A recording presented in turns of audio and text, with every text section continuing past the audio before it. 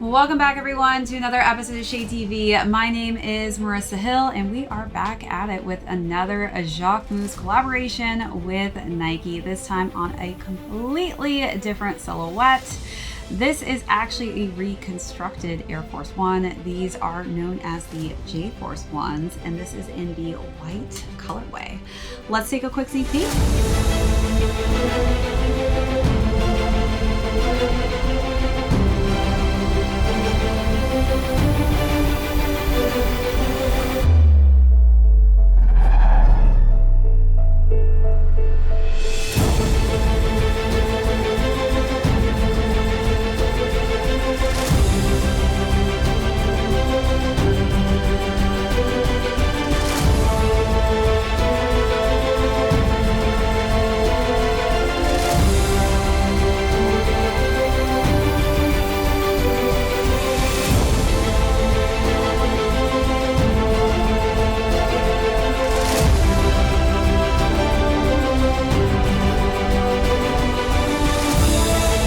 Welcome back, everyone, to another unboxing and review. If you're joining us for the first time, welcome in. Today we'll be discussing a collaboration done with Jacquemus and Nike.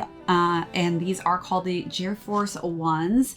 These are in the white colorway. They did release also in black, but I decided to opt out of getting the black just because I felt like the white was a bit more of a traditional, easy, classic tone to work with as far as styling goes. So we'll go through the overview of these, jump into size and fit, followed by how I style this classy white color scheme, and then we'll conclude with how much these are going for on the resale market. Let's jump right into it. So for those of you who are Air Force One fans, surprisingly enough, this is actually a reconstructed Air Force One.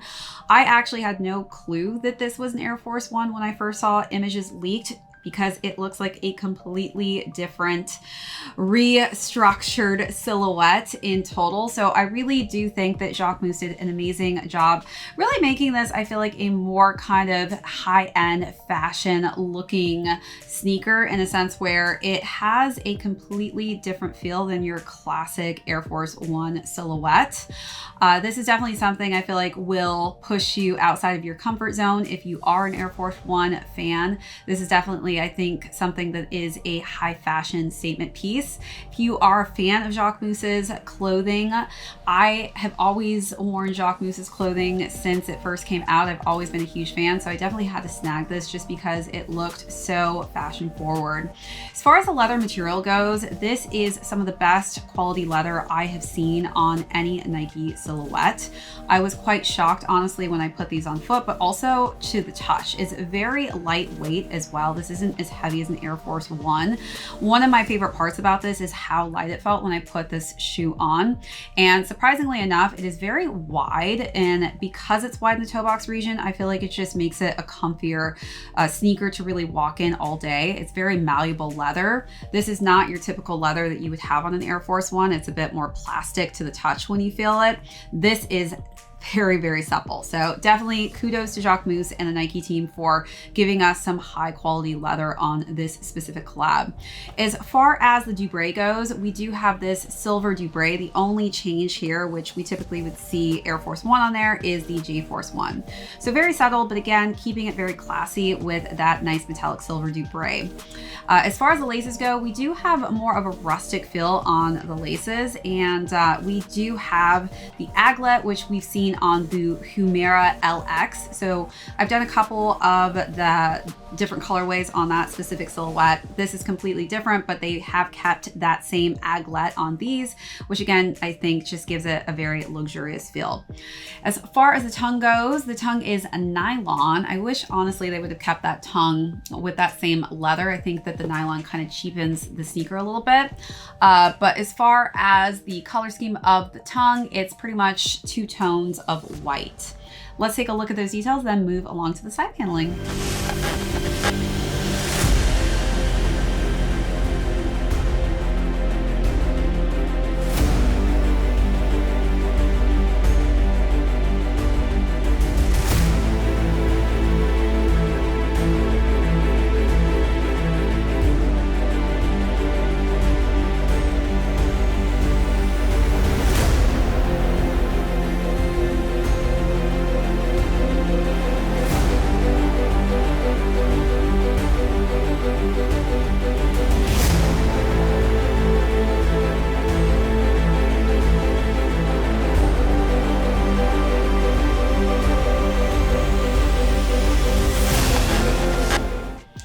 far as the side paneling goes, one of the most intricate parts of the side panels that I'm really drawn to specifically is the lacing that we see here, which is woven on the bottom of the sneaker itself into the midsole, and then it goes all the way actually down to the outsole with white laces.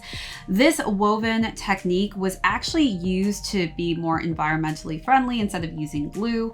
It's also, I feel like, a bit more of an artistic way of designing a sneaker for the look and feel. It kind of gives me this handmade technique when I look at it. As far as the technique and the look and feel of this itself, it was actually inspired by one of Jacquemus's favorite sneakers ever, so he says, and that is the ACG Terra. That is one of his all-time favorite sneakers, so he definitely adapted that into this collaboration. As far as the swoosh mark, we are still getting that similar swoosh that we've seen on the Humera LX silhouette, which is this metallic silver. So I love that they've kept it pretty similar, I guess, to previous collaborations he's done. Even though this is a different silhouette in its entirety, he's kept some similar things on this one. Then we've got more of that supple, smooth white leather, which goes all the way to the back of the heel here. We've got Jacquemus and Nike, which is blended quite nicely on the collar. The interior is all white as well with the dual Jacquemus and Nike branding. And then as we wrap around to the lateral side, you're getting the same materials and color scheme, as well as that metallic, luxurious statement looking Nike swoosh. And then on the bottom here, it looks like we're getting an additional aglet here, which is kind of cool. So you have that on the lateral side of each of the sneakers. And then the sneaker is then completed with this white and off-white color scheme for the outsole. All right, let's take a look at those last and final details.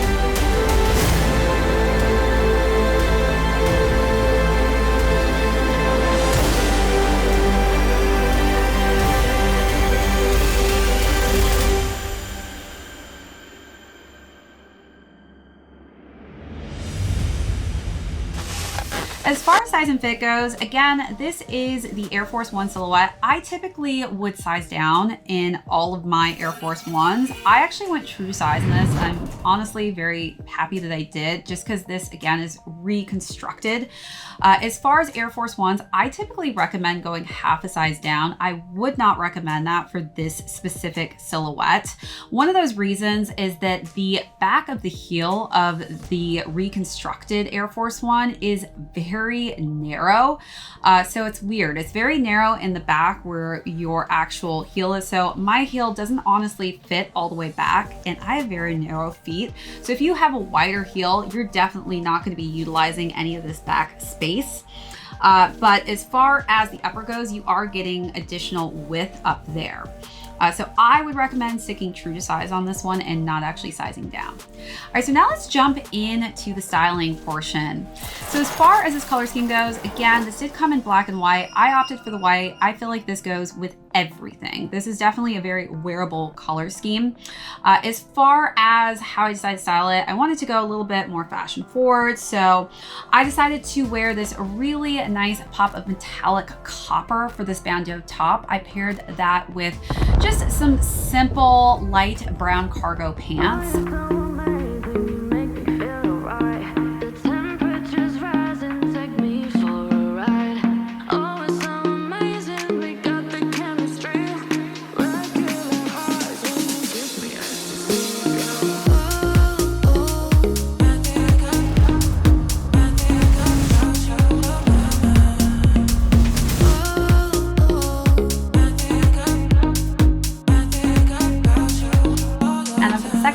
Kept it pretty simplistic in tone, again, with just a nice cropped tank that was in a light gray tone. And then for the bottoms, I wore a khaki cargo maxi skirt.